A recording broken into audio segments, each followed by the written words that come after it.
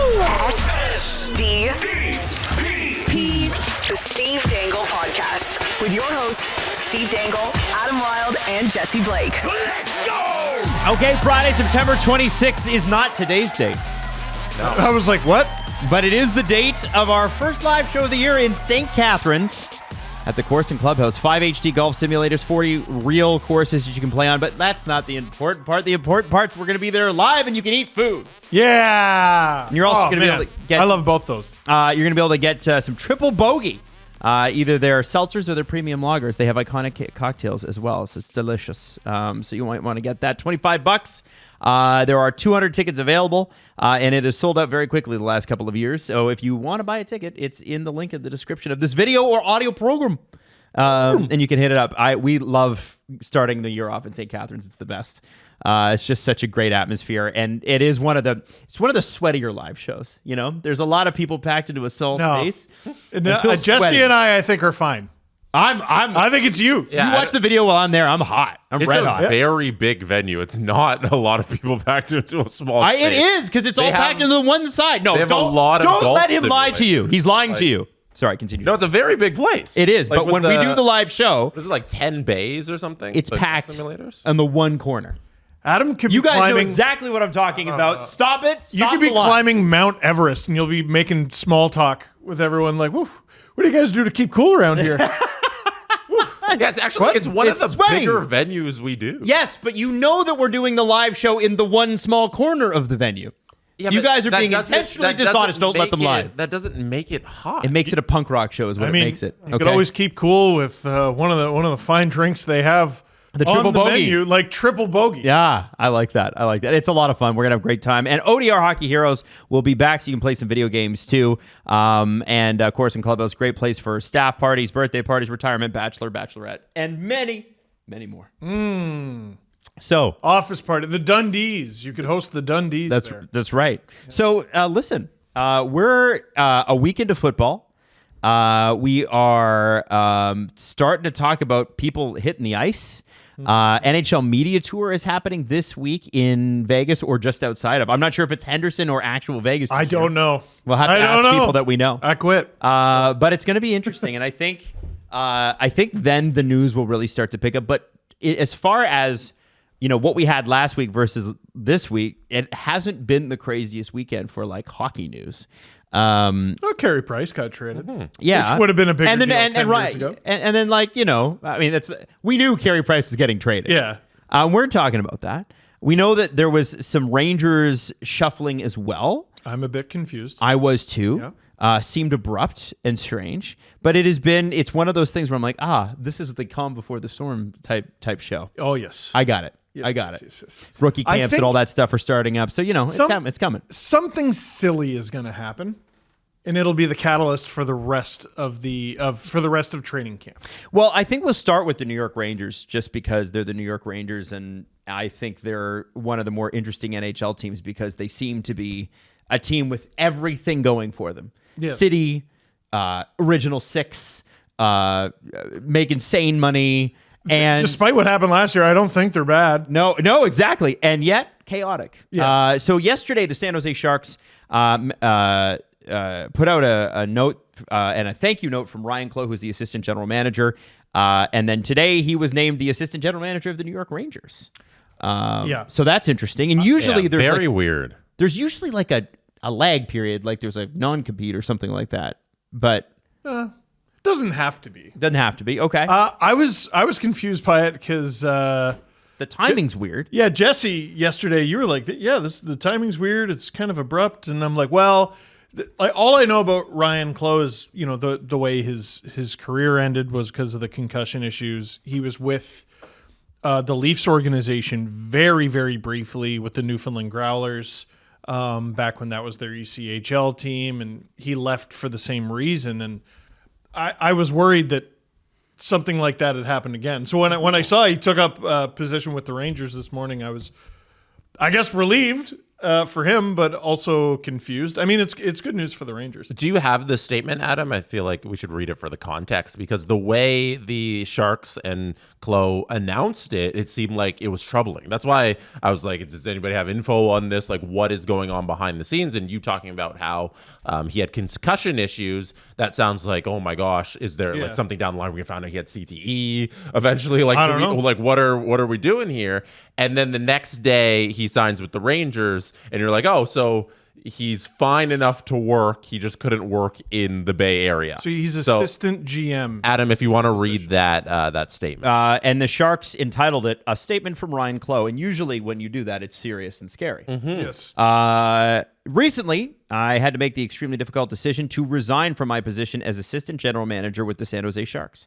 I truly loved being back in San Jose and working with Mike Greer and his entire team, but at this point, this decision is in the best interest of my family. The franchise has an exciting future ahead and is set up to be successful in the long term, and I'm grateful to Mike and Jonathan Becker, who is a friend of the show, for giving me the opportunity to return to San Jose. So that was what we got yesterday. And most of the comments, Jesse, just like you said, people are like, is he okay? I hope everything is okay with you and your family. It sounds like that sounds like something's wrong. Yeah. Like I would expect a statement like that to precede he's in the hospital for something. Yeah. And that it's just, I don't know if it's just awkward phrasing or awkward timing, but that was weird. That was weird. Yep. You don't, it's just not something you do in this environment where somebody announces that they have to resign when they're just leaving for another position in another city. Right. Maybe that city works better for him. Well, he spent a lot of time on the East Coast, right? Yeah, Like he's probably where his kids are or whatever, Yeah, family is. he's from Newfoundland. He ended his career down that way. I forgot he was a Ranger for the hottest of minutes. Yep. 12 games in 2013. But he spent a lot of time with the Devils, didn't he? Then he played with the Devils and was an assistant coach with the Devils after that. So, the Sharks are a team on the come up, and they do an insane job retaining alumni. Like that was the one thing we noticed when we were there is they're all there. You couldn't turn left or right without seeing like, oh, there's Evgeny Nabokov, there's Joe Thornton, Ryan Boyle, there's Dan Boyle. Dan Boyle, excuse me. Yeah, not Brian. Brian Boyle, Rangers alum. Yeah. Maybe he's where is he these days? I forget. Anyway, I was confused. But it's a good ad for the Rangers. Yeah. Well, an interesting one too. I think, obviously we'll talk about the Carey Price trade, but that directly affected San Jose, and then immediately Ryan Clow's gone. And I don't know. It just seems like awkward timing. I don't know how else to put it. But joining Ryan Clow in the hockey operations staff, and this was tweeted out this morning by the New York Rangers, Ryan Martin has been promoted to associate general manager and will continue his role as general manager of the Wolfpack, which is their AHL affiliate. Jim Sullivan has been promoted to the assistant general manager position. Ryan Clow obviously has been named an assistant general manager. And Blake Wheeler, who last played with the Rangers not last season, but the season before, has been named a hockey operations advisor. So they're really trying to bring a lot of former NHL talent in there to advise and to be a part of the management group. And it's interesting because, the Rangers have been a chaotic franchise for 18 months. Basically ever since they lost in the Eastern Conference Final a couple years ago. And so I'm not sure, is that like it's September the 8th. Yeah. You'd feel like this is a July thing. Yeah, it does. Yes, I agree with that. But maybe this is something that's been percolating for a while, and they're only announcing it now or finalizing it now. Chris Drury's one of those weird execs where over the last little while, it's not necessarily good, it's not necessarily bad, but it's like I'm hearing Chris Drury's name too much. You know what I mean? Yeah. Every now and then.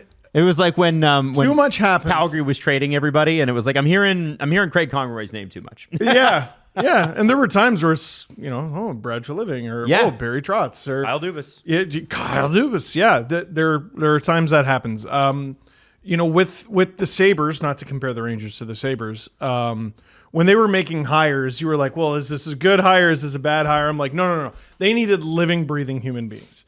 Right. I'm not saying the Rangers bar is that low, and I'm not trying to take shots at the Sabres, but I understand how this comes across. They just need more voices. I think a little bit more guidance, a little bit more help. Now, Greg Wyshynski had interesting insight because, like, teams' assistant GMs, if you're not paying attention to that team as your number one team, you're not going to know all those guys, and you're not going to know what kind of clout they have within the organization. But Greg Wyshynski said that Ryan Martin promotion reeks of someone's going to make you a GM. We'd like to keep you as long as possible. Here's a new title and a money bump, basically. So it's just shuffling. It's not our money. I don't give a damn. Oh, yeah. You know, and a couple new voices who played in the NHL. I won't be shocked if Greg Wyshynski has a bunch of Ranger scoops this year now. I'm kidding. No, I'm kidding. That Devils fan? Zero shot. Zero shot. Oh, yeah, positive. They'll all be positive. I have to ask, because this is one thing that, this show, because we're not a rights holder in Canada. What? And rights holders in Canada get to talk to players and general managers a lot more, right? Mm-hmm. So if you're TSN or you're Sportsnet, you're going to get the Leafs GM once a year. You're going to get some players. You're going to get whatever. Outside of that, the Leafs basically shut you out. And that's because they want to keep a close lid on everything because there's enough drama as it is most of the time. That might change this year. Yeah, hopefully. I'm going to try. But I am curious about, like, the Leafs have like 7 assistant general managers. And the Rangers have 3 listed here. And so I can understand Ryan Martin being the general manager of the Hartford Wolfpack in the way that Dubas was when he was under Lou. And what do the other assistant general managers do? I think that's up to the GM, right? Like, what does Shane Doan do for the Leafs? I know. Right? That's what I wonder, too. It's totally up He's to a them. special advisor. Right. So he's not assistant. He's not. So, an like, assistant GM. there's another one. What is the actual difference between special advisor and assistant GM or associate GM, or my favorite, assistant to the GM? Okay, here's what we got. All right, Jesse, assistant general manager Brandon Pridham for the Leafs does cap, right? Yeah. Kind of, yeah. Assistant general manager player personnel Derek Clancy. What does that mean? He's player personnel. He was hired by Treliving. So Pridham, Dubas hire, Clancy, Treliving hire. Dr. Haley Wickenheiser is obvious. It's player development. That's pretty simple. It says it right there. Daryl Metcalf, AGM, Hockey Research and Development. I think that's stats. Your stats guy? Yes. Yeah, hockey research. Okay. And then assistant general manager, minor hockey league ops, and general manager, Ryan Hardy, Toronto GM Marlies. of the Marlies. Okay. There you go. All right. There are specific titles next to their titles. And Brandon Pridham, I think we need to regard as more than the just cap guy at this point. He is the assistant general manager. Yeah. He's the only one whose title is assistant general manager. Everyone else has like it's almost like they were given partially given the title to give them a little bump in salary. To give them that title and that prestige that comes along with being an AGM, but also, hey, you're specifically on player personnel, Derek Clancy. There's a sweet spot that teams are trying to find, because the one thing that didn't really happen this offseason that we thought might was the Leafs were talking about, do we have too many voices, right? Like, wasn't that one of the things that Keith Pelly was like forecasting is maybe shrinking? He wanted to shrink a lot of the extra stuff around the front office and the way the teams run as well. I had a source tell me thought that might mean like firings, right? There were, yes, but it's within MLSE in the names we wouldn't hear publicly. Got it. Yeah. I heard, the average team has like 50 people in their front office. The Leafs have like 150 plus. Yeah, no, we talked about that on the show at the time. Yeah. Remember Nick Caprios went on the pregame and said that? Oh, we did? Yeah. Oh, okay. Well, I just was like, oh, okay. Well, that seems like a lot of people. I don't know. There can be too many voices. There were times where, again, you don't in Nashville, I think they need more voices. Well, yes. So Ottawa, they needed more spot. voices for a while there. Yes, Yeah. there is a sweet spot. The Leafs is maybe too much. Rangers actually, strangely, you wouldn't think this of the Rangers. Feels like they need more. Yeah, most teams, I think, The attrition rate's high in New York, though. Yeah, most teams are actually adding, Yeah. and the Rangers are one of them. Okay. All right. That's cool. I'm curious about this. Just going through this, I forgot Curtis McElhaney works for the Leafs now. Goalie coach. Goaltending, development, and scouting. Well, no, the goalie coach is Curtis Sanford. Right. Yeah, that's weird, eh? Yeah. Yeah. Just an example of like, here's a job. Well, I don't know. If that's the what are you I know, no. I don't That came out really bad. I know it did. Man, we're just trashing the front office here. Most Come on. teams can't afford to do that. Paycheck, McElhaney. What do you do, Mac? What do you can't afford to do that? Oh, you leave and win a cup and you think you're a big deal. Come on back to Toronto. No, okay. So director of player personnel. Yeah. Oh my god. You're managing how many frig off people? I don't know. That seems like a lot because you look Dozens and dozens Jesse, and dozens. you had it up on the screen there for a second. Just scroll down for a sec if you can. Look at how many people that you would have to manage. Like, keep going.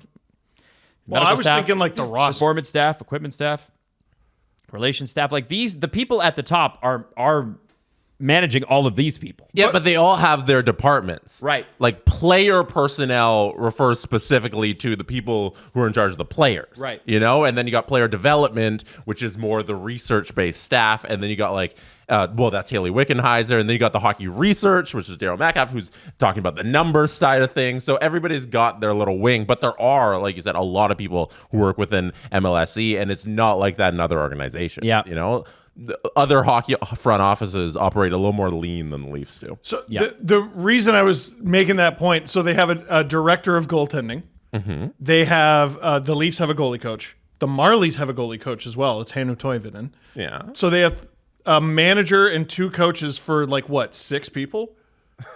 How many goalies do they have? You can't expect the Leafs goalie coach to also goalie coach the Marlies guys. Okay, yeah. So that's why they have 2. Yeah. But then the 2 guys have a manager. Yeah, they need a boss. Well, Steve, not What do you every mean? What are you not talking every about? place you work at is Sportsnet where you have no boss. Like, Damn. I'm gonna not have a boss. Damn.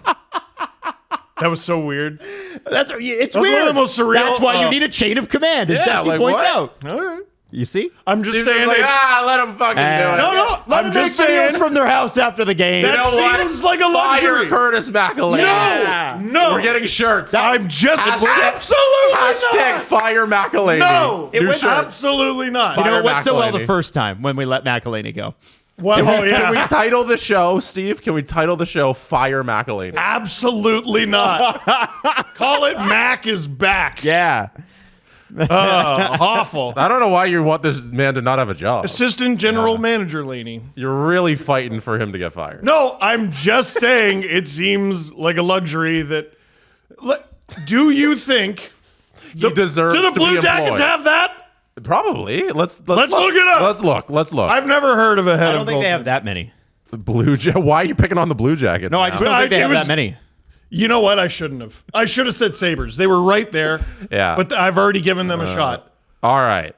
Coyotes are no longer an option. Blue Jackets front office. They got a president, senior advisor, 1 AGM, a director of player personnel, and the general manager of the Cleveland Monsters, director of hockey operations, a senior Rick manager, Nash, by the way. hockey operations, team relations specialist, skating consultant, development coaches. That might be under there, and hockey operations assistant. So there you go. A lot leaner. Get There- wrecked. I'm just saying, I think the Leafs operate better and keep people employed. And who did the Leafs get Curtis McElhaney from? Blue Jackets. Oh, I'm also looking at the Anaheim Ducks one because they're, I think, one of the leaner front offices out there. Media Guide. I'm assuming it's in the Media Guide They section. might have a head of goaltending, actually. You want me to pull it up? I can't navigate their site. It's why okay. If the NHL owns all the websites, I'm going to say this. why aren't they the same? I'm going to say this. No, Jesse, once I know one way to do it, that's the only way I do it. Why would I do it differently? Why would I look? I pulled it up. You've been a boomer since you were like 14. I know. Jesse said, he said, you're going to hit your peak in your 60s. And he's right. Here's their coaching staff. He said, Oh, 40. there it is. There's their coaches. That's and significantly there's their smaller. performance staff. Yeah. Joel Quenneville and Jay Woodcroft. Boy, that's going to give a lot of people jumps. The Jay Joel Woodcroft. the Joel Quenneville hiring is one of those where you're not going to remember it until September 26th hits. Yeah. Yeah. And you're like, oh yeah, he's back and he's on the Ducks. And He's so is coaching the Jay. Ducks. I forgot Jay. Yeah, Woodcroft Jay was hired. Woodcroft too. There's a couple of those around the league where it's like that's not going to hit me until we're back in the swing of things. The guys on the ice. And the goalie coach is Peter Budaj. Bugaj. That's a crazy one. That's a while since I've heard that name. He had a good look. Go if you want to go. Oh yeah, and just like Look at front offices. look at front offices to be like, there's a name from the early 2000s. There's a guy I knew. There's a guy who like he was on like maybe 3 hockey cards. Yeah. You know what I mean? No, Peter Budaj had more than that. He was a starter. No, he was a starter. He Yeah. was a starter. And I think so anyway, yeah, okay. I guess we're just waiting on the Rangers to tell us where these general managers will work and what they will do. I think we would be extremely fortunate to find that information out. Well, the Leafs put it on their site. You don't think the Rangers would? No, because the Rangers actually are everything we accuse the Leafs of being when it comes to like being cagey with the media Oh, okay. and everything. Okay. Yeah. Okay. No, they've had a tough little. Yeah. Yeah. Oh, you think? Yeah. No, everything's gone great with the Rangers on and off the ice for 12 to 18 months. Yeah. Interesting. You know what's I was thinking about it this weekend. Like there was a clip going viral. I think it was from Chicklets, and it was about the Marner stuff, and Keith Yandel was going off. And I know it's just to bug Paul Bissonnette, but he said, yeah, after the way that the fans and media treated Marner, like no one's signing in Toronto. And I thought about that for a second. I'm like, I know he's trolling Biz, but we do hear that a lot. Mm-hmm. And I think that is a sentiment. And the way that the Rangers actively sewered some of their best franchise icons over the last 18 months, nobody says that about New York. No.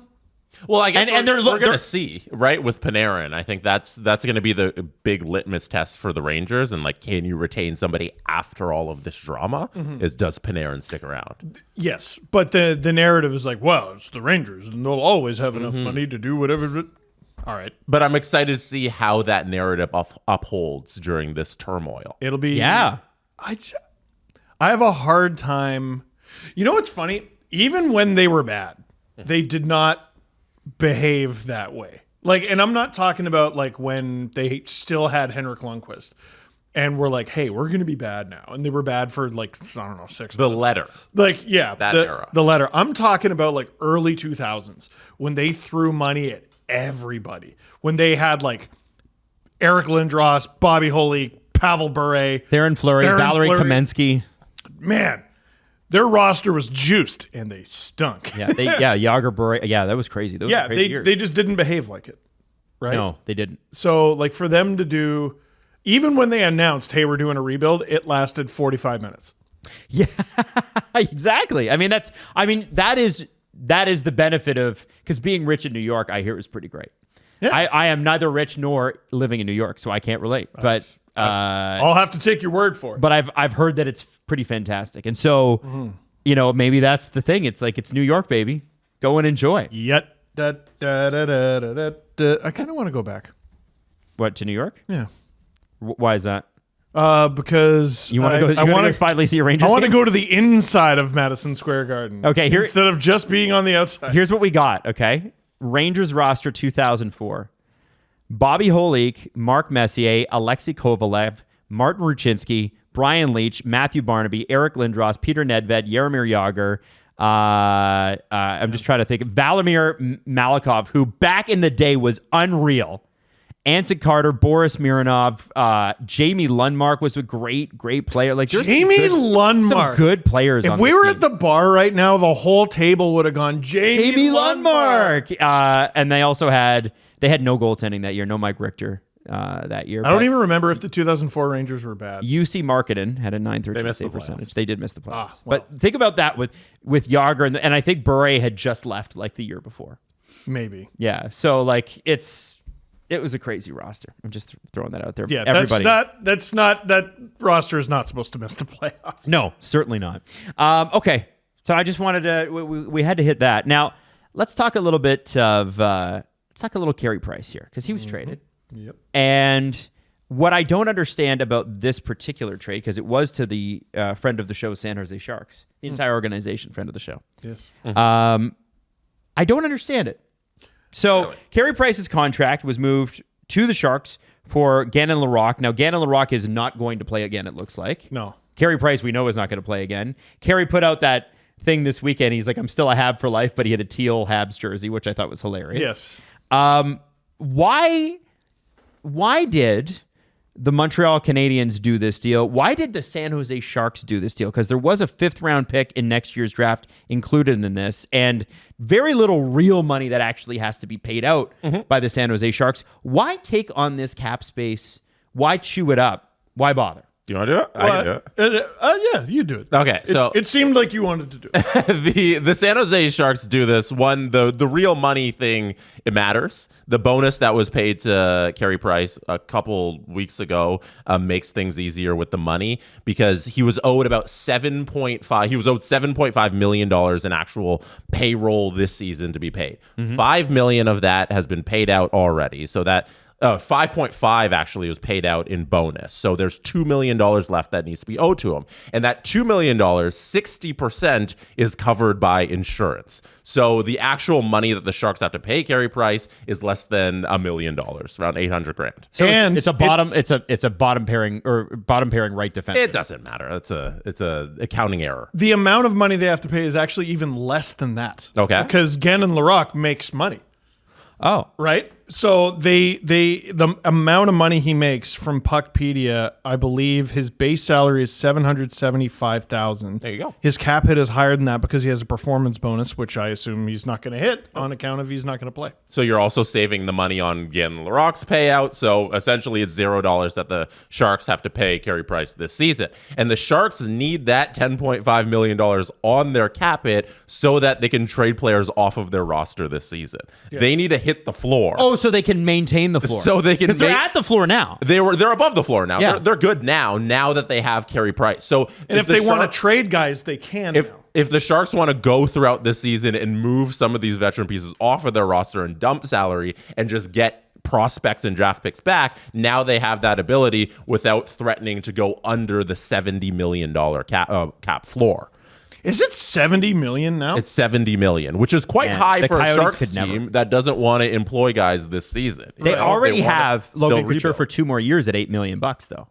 In that too, so that'd be $18 million in dead cap. Right. So there's still there's guys there they need to move and they need to guarantee we're not going to threaten to be under that $70 million. So from the Sharks' perspective, they need that. They want that. So that's why they acquired Carey Price. In Montreal, they're dumping that so that they can accrue cap space because the Sharks are going to be under the cap no matter what. Go ahead. No, keep going. I've got it. Oh, I was going to say that the Montreal Canadiens need to have the ability to accrue cap space this upcoming season, which is something they haven't been able to do since the 2022 season when this happened. Every single year, they're going into the season with their hands tied behind their back because their cap is strapped once they get to the trade deadline. And this year, they're going to have $20 million of accrued cap space, depending on how everything plays out. That's what's kind of earmarked by Puckpedia that they'll have at the deadline. And that allows them to also not be in bonus overage every single year because when you have Carey Price's deal on your books, you start the year above the cap in LTIR, but you don't get that benefit if you have bonus overages for last year. They're actually paying $1.75 million in overages this season. Because of last year, they spent the entire season over the cap. So every time somebody hits something, they're guaranteed to have that cap hit on their cap the following season because they're already over this season and they can't go more over that season. That is a great breakdown. It makes a lot of sense for Montreal to dump this cap hit. I don't know when you became our capologist, but you're really good at it. You're the fit cap's for it. fun. You're the fit for it. The cap is fun. Yeah, except it's like when we talked to CJ and he's like, "Oh yeah, I read the CBA." I'm like, "You read the CBA? You don't just know tidbits?" No, reading War and Peace. Okay, so here's a list of guys that are UFAs after this season on the San Jose roster. Okay. And by the way, according to Puckpedia, the Sharks still have $9.2 million in projected space now. And by the way, that gets bigger and bigger and bigger towards trade deadline. So they'll have $100 million available at trade deadline. It'll be insane.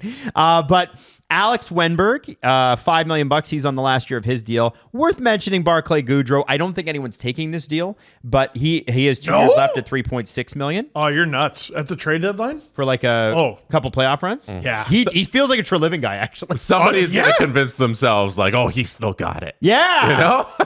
He had it the last time he was in the playoffs, which was 2 years. That's a long time. That's a long time ago, Steven. Jeff Skinner is a San Jose Shark. Oh, man. $3 million. That's the second year of the deal he signed with the Oilers. I forget how he ended up there, but I think there was a trade. Wallman?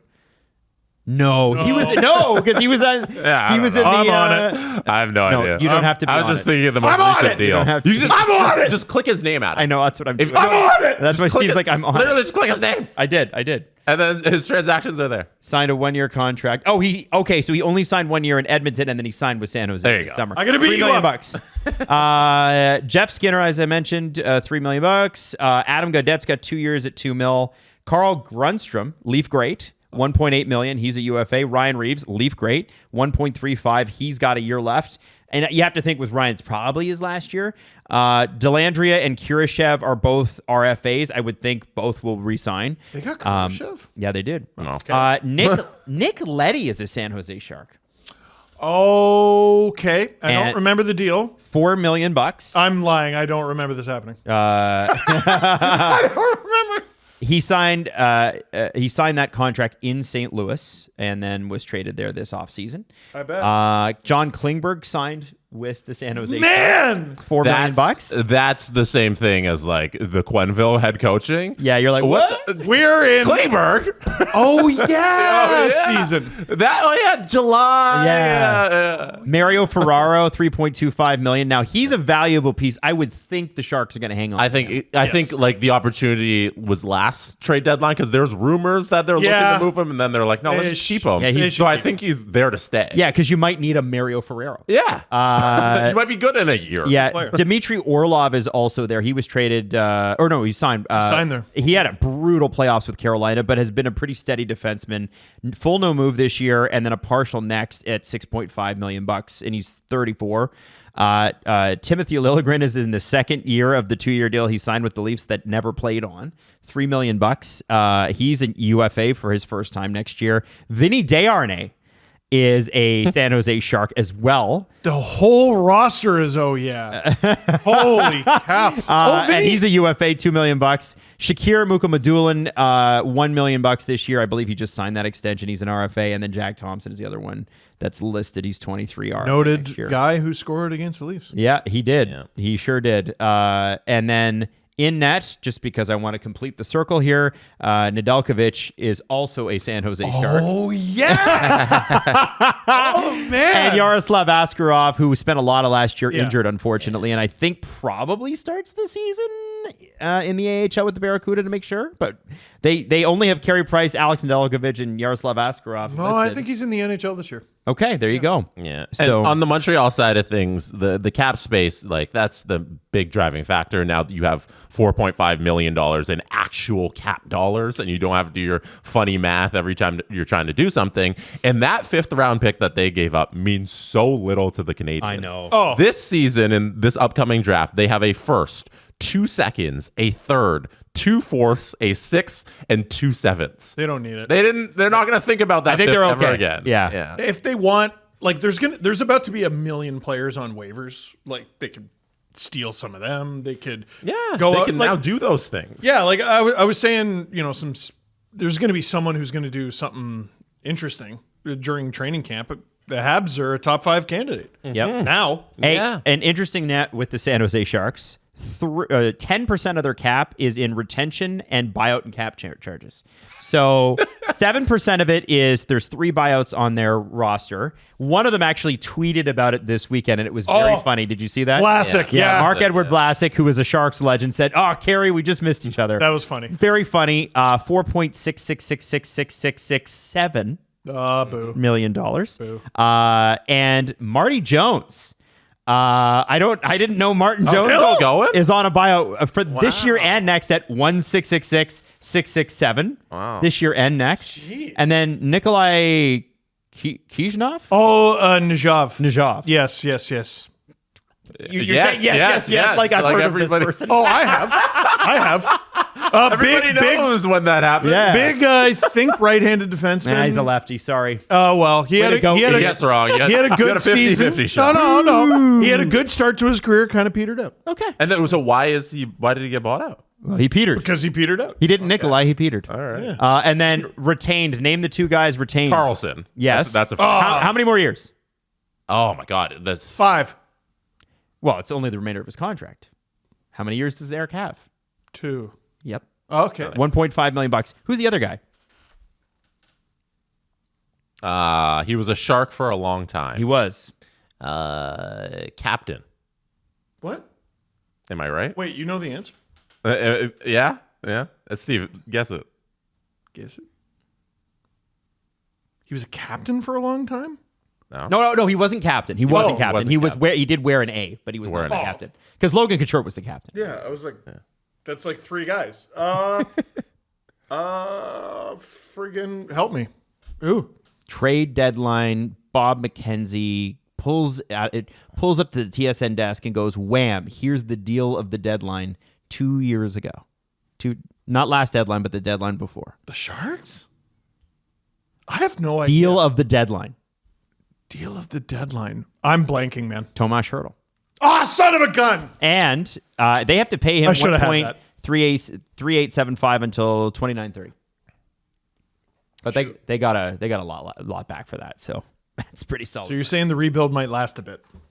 Listen, I look at the roster and they've got, Will Smith and Macklin on the second year of their ELCs. William Eklund's going to need an extension at some point. Oh no, he got one, $5.6 million, which kicks in next year. That was recent. Yeah. But I look at that and I'm like, okay, well, there's most of your forwards, and Misa. Misa, yeah, Dude, they're going to be so absurd. And listen, if they're bad again this year, they could add McKenna. Man. I think they're trying. They are trying. I have a lot of faith in what they're doing. You got to be careful about tearing it down too far. Well, I think the difference we always use the tearing it down too far, and we go the Buffalo Sabres. The Sabres, But then you and look at how sort the of Buffalo now the Sabres- Blackhawks, though. Okay, but Yeah. you look at how both of those franchises are run. Yes. The Blackhawks used to be a first-rate organization. I think the Sabres with different ownership would be great by now. Yeah. With honest to goodness, the same people in the organization, like same players. Well, there's 4 people that work there. That's the first person. yeah. Yeah. And- You need a different GM too. You Yeah. can't just have the GM who's the best friends with the owner and Yeah. just gets to run things in forever. It's like the 80s Leafs. That's how they ran things. Yeah, Literally, like- it's like, this guy can get along with this weird owner. Somebody said to us a while ago, it's like, Kevin Adams, nice guy, but not a GM. At least not yet. If they got to add nice guy to your resume, listen, we've all had to add to our resume because there wasn't much on it. That's Before I sewer you, at least I want to tell you that you're a nice person. The best thing Man. Steve's ever come up with is that Kevin Adams is Smithers. That's an all-timer. He is Smithers. I mean, Pagula's Mr. Burns. Like and it's, he's it's helping him run the factual. power plant. It's factual information. Dun, dun, dun, dun, dun, dun. I'm just imagining them frolicking Yeah, through. pressing the button. If we ever need Kevin Adams for an interview, he's going to tell us to fuck off. Why would we need a I don't Kevin know. Adams? We probably don't. That's, I think the beauty Next of the GM show. the Leafs, Kevin Adams. Like, I don't We know don't- why'd we need that. man, you're really alienating yourself from that person in a position of power. Yeah.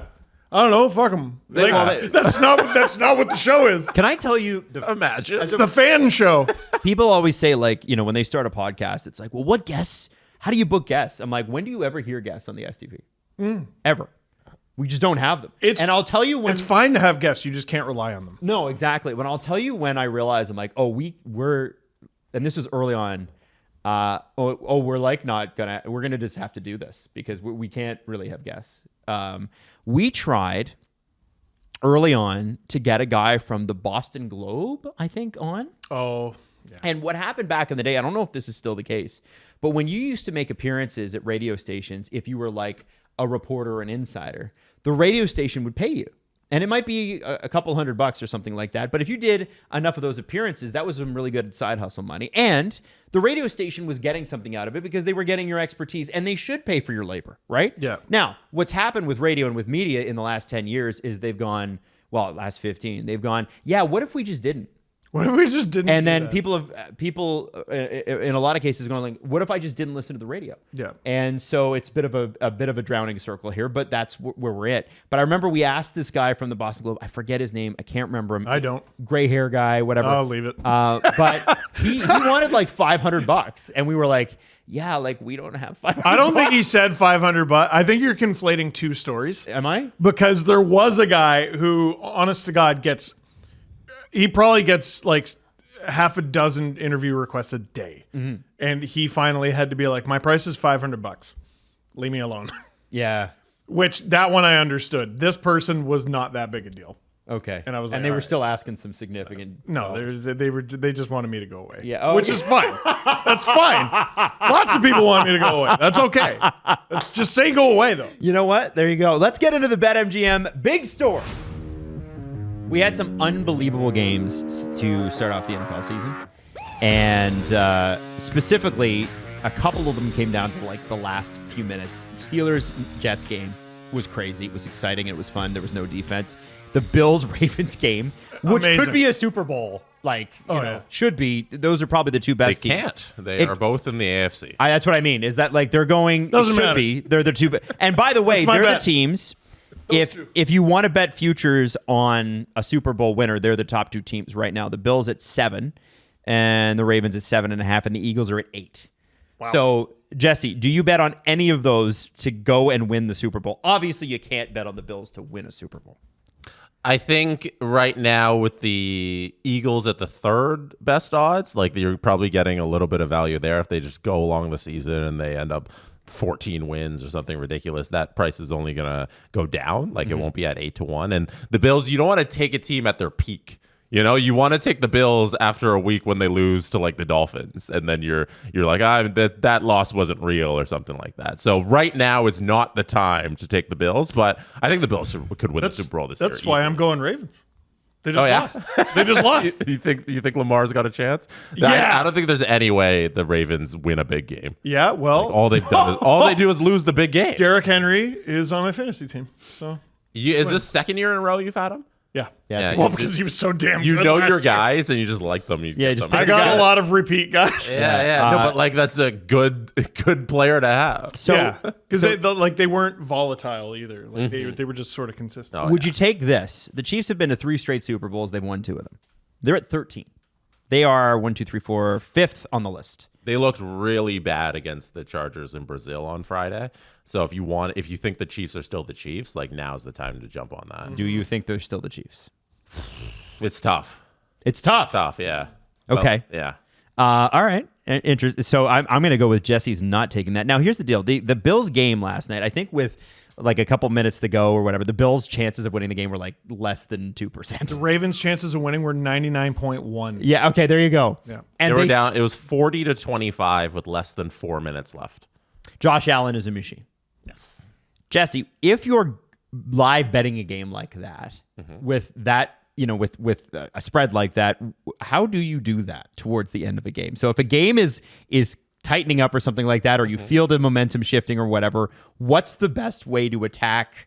Like, I'm going to drop $2 here and just see what happens. Yeah. No. Like, What do you like to bet on? You want to? So I was watching Drew and Stu's live stream. I was in there the whole time, and they hit a next touch. They like betting on the next drive. So when the ball goes to the other team, who's gonna score that touchdown, or like who's gonna have the next touchdown in the game? And they hit a Keon Coleman touchdown late because Josh Allen kept hammering the ball at Keon Coleman and be like, "Oh, here's another drive till 10 yards." So they're like, if they get to the end zone, Coleman's going to catch the touchdown, and Coleman got it. So I feel like when the game's getting to where it looked like that was going to be a blowout, right? Yeah. So it didn't look like it was actually going to be something competitive where you're betting against for one team to win or not, or against the spread. You want to start hammering props in those situations. You want to be like, okay, the Bills are down by 20 here. Josh Allen's going to do a lot of scrambling. I'm going to take his live rushing over. So I think like by the end of the game, because they adjust the lines as the games go along. So say his starting rushing was like 30 yards, but now it's at like 50, and you're like, I think he's still going to hit that. I think he's going to hit that 50 now because it's such a blowout, and they're going to be doing a lot to get back in this game. So Drew and Stu on that live stream, they started playing a bunch of props live, and I think that's the best strategy to do when you get these exciting games. Okay, like, Did Drew jump lose on his the mind? player stuff. He did, yeah. Towards the end of it, Of course he did. Yeah. Drew was having a great time. Yeah. Okay. for him. I just wondered that because I was watching last night, and I was watching. I mean, the 1:00 game again. The Jets Steelers game was awesome. It was awesome. And Your boy Aaron Rodgers. I know my guy Aaron Rodgers, who was so petty after the game. There's But you know no what? reason for them to win that game. No, they shouldn't have won. But Aaron had a good game. The receivers had a good game, and Jalen Ramsey was like that hit at the end of the game was awesome.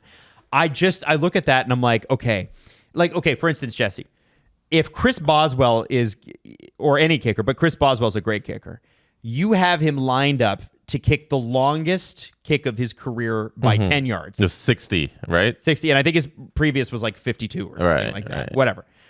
Do you go on and go, okay, I'm gonna take him to get this? No, because usually in that position, you already have something on the game. Okay. Like in that instance, like you probably have the Jets or Steelers and whatever. But like Steelers there, they didn't even cover. But like No, they didn't. they Their didn't defense was terrible. They didn't cover the spread that the Jets had there. But usually, if you're watching a game like that, you have some sort of action already, so you know where your allegiances lie on that kick, and you're just sitting there with your eyes covered and just praying it goes your way. Man, right? I was praying, and it happened. A team I cheered for did something, and it was game 1 of the season, but it felt good. It felt real good. Anyway, Tomlin's gonna go fucking 9-8. yeah, baby, love a 9-8. Yeah, all right. That's your BetMGM big story for this week. Go to betmgm.com/dangle for terms and conditions and more details.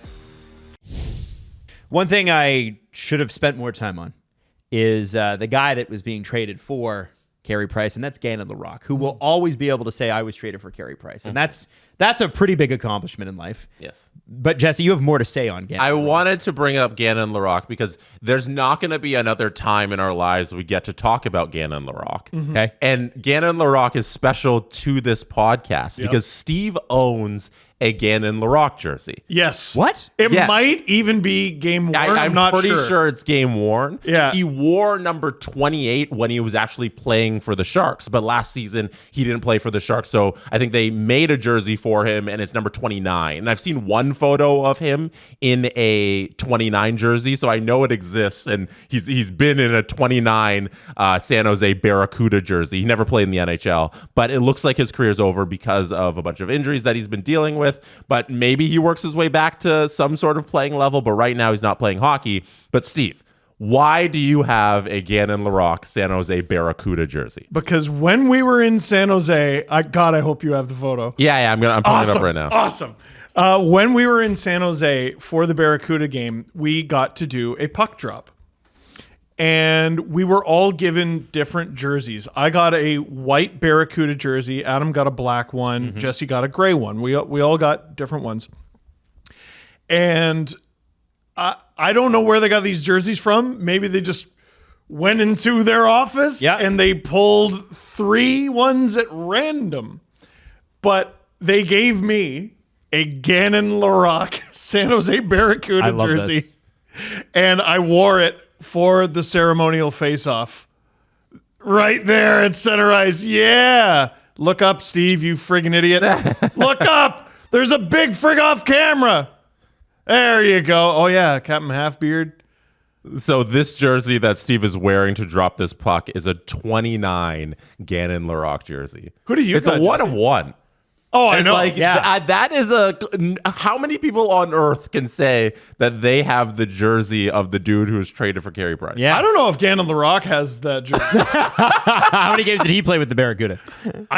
That's a great question, Yeah. man. Yeah. He didn't play any last year, but year before, I think he played a couple. Let's see. Poor guy. Adam, did you have anyone on your jersey? It looks like you got a 74. I think I do. I can't remember who it is. Yeah, they all have somebody on it. Yeah, I would have no idea who was on my jersey. I keep It's forgetting downstairs people in my have, office. I keep forgetting people have lives and they don't remember stupid shit like that. Yeah. Gannon played in the 23-24 season 9 games for the Barracuda. In the 21-22 season, he played 3 games for the Barracuda. So you must have got a game worn one. They weren't selling Gannon Laroque jerseys. No. I think we all got game worn jerseys.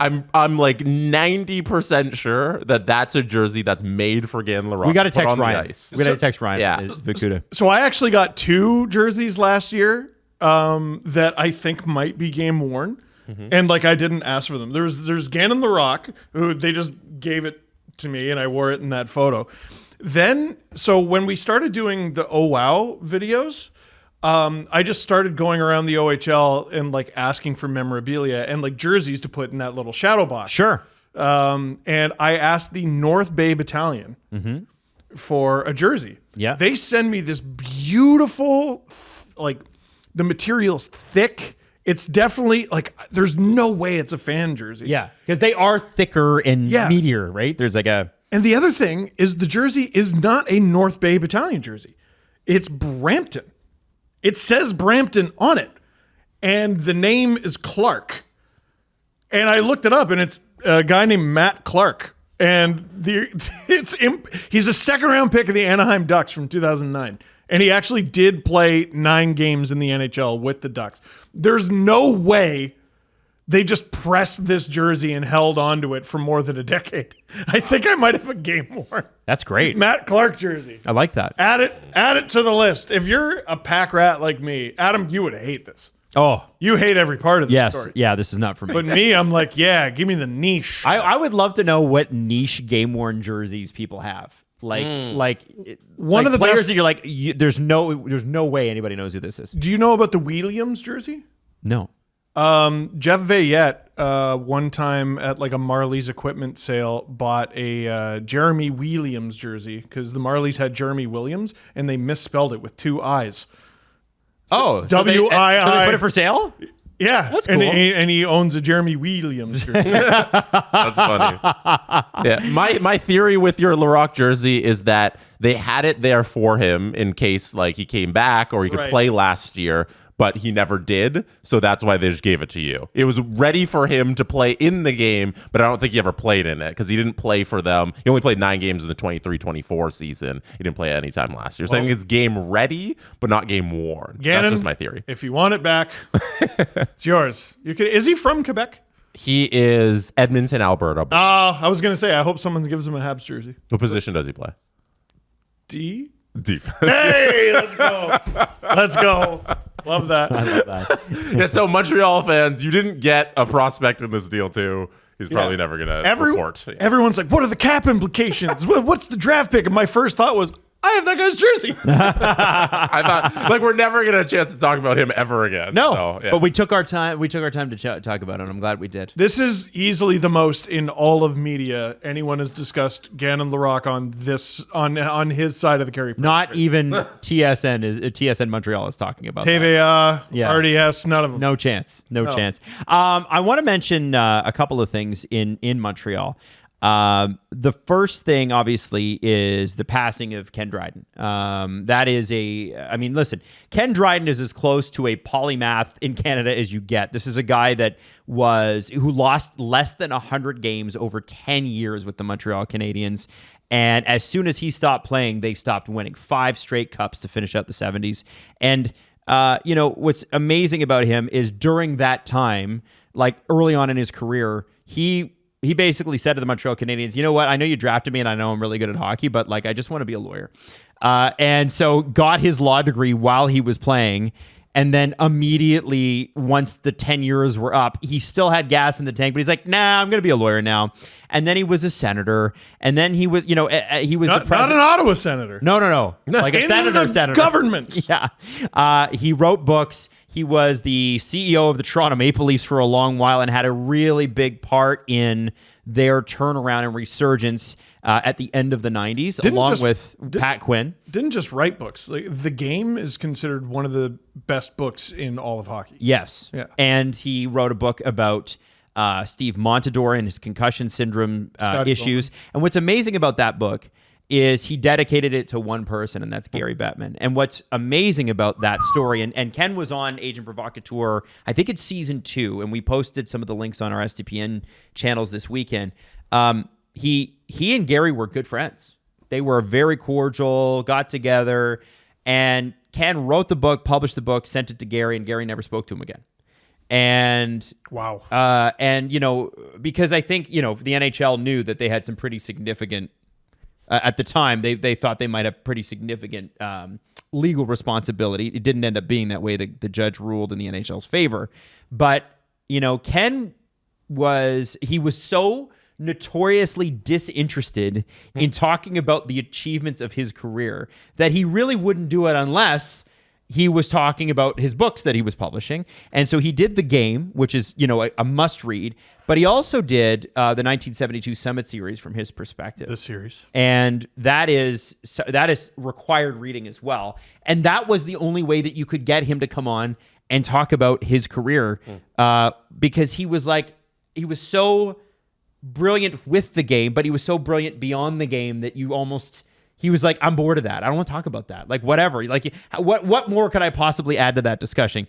Now, I will tell you, as a content creator perspective, anytime Ken Dryden spoke, we would have listened. But it's just the end of an incredible life of a Canadian who genuinely was head and shoulders above the average person in terms of their intellect, but was extraordinarily humble as well. He feels like he would have been a terrible friend to have if you had strict parents.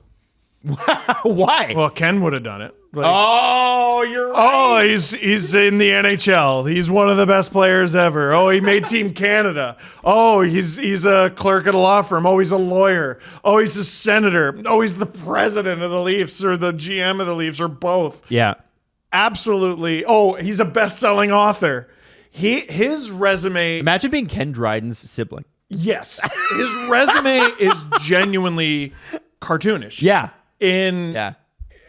How just illustrious it is. I wrote about him in Hockey Rants and Raves in the Goalie Mount Rushmore chapter, which is one of my favorites, because his numbers are so silly. They're just ridiculously silly. A record of 258 wins, 57 losses, and 74 ties. The most losses he ever had in a single season was 10.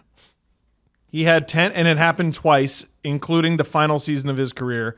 That's when he was like, you know what? I've hit double-digit losses. And I'm out. career is like parts of 8 seasons, isn't it? 1, 2, 3, 4, 5, 6, 7, 8. And that first season, he plays like 6 games or something. Yeah. 6 games, went 6-0 with a 957. It's not a very real long career. Like, it's not like Ken Dryden was in the NHL for 14 years and had this illustrious long thing. No, he came in, he did his thing, won 5 Stanley Cups real quick, and was the best goalie ever, and then he left. The 1972 Summit Series, I forgot, he had played one season in the NHL, like full one. It was the 71-72 was his first full season in the league. And how good as was a starter? He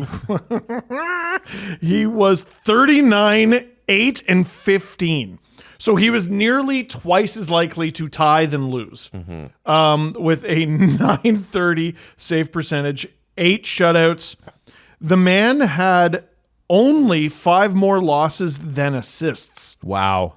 He had 3 assists. Wow. I think if Ken Dryden had done this during now, we wouldn't get everything that Ken Dryden's done in his career because the money would have been too good I don't for him. think he cared, though. Do you get the sense that he cared? I think if the Montreal Canadiens or the San Jose Sharks or whoever were like, hey, here's $10 million for a 8-year contract, he'd be in the NHL a little longer. Yeah. Oh, yeah. You know, that's what I'm saying. I see what you're saying. Like I can tough it Ken out. Dryden is such a product of his time. Do you know what I mean? Yeah. Like, he's a product of the 70s where it's like there isn't $100 million on the table for these guys to play sports. Yeah. He had the opportunity to do this and then leave and go do something else as well. Yeah. And there's so many guys where you look back, baseball is so funny for this, where it's like, oh, this guy who played for the Yankees, he was their starting first baseman for 10 years. He was also the town's cow man. He took care of the cows, you know? He made the cowbells. Football's great for that too. They got leading running back in 1954.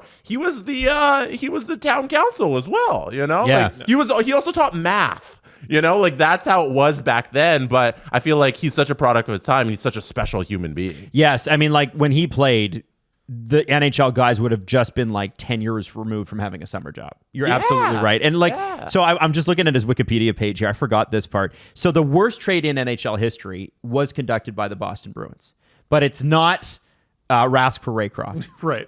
It's actually trading Ken Dryden to the Montreal Canadiens for somebody named Paul Reed and Guy Allen. Maybe even Guy Allen. Who knows? Dryden was told by his agent that he'd been drafted by the Canadiens and did not find out until the mid-1970s that he'd actually been drafted by the Bruins.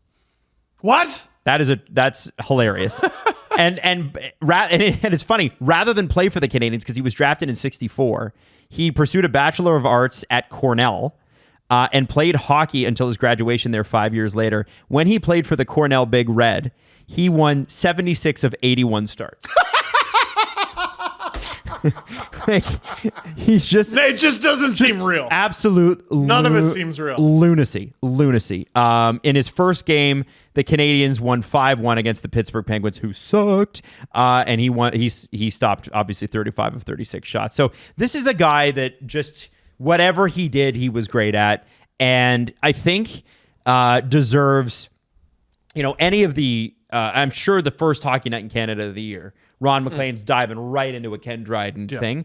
And I think it's going to take 40 minutes. It should take 45. Dude, you think that the Habs' first Saturday night game, or maybe even just first game of the year, you know that they love a big torch ceremony. Yeah. They used to be really good at them. Now they're just really slow. Like, no disrespect to the Montreal Canadiens, because they used to be great at pregame ceremonies. Now I'm like, guys, snap it up. Pick it up.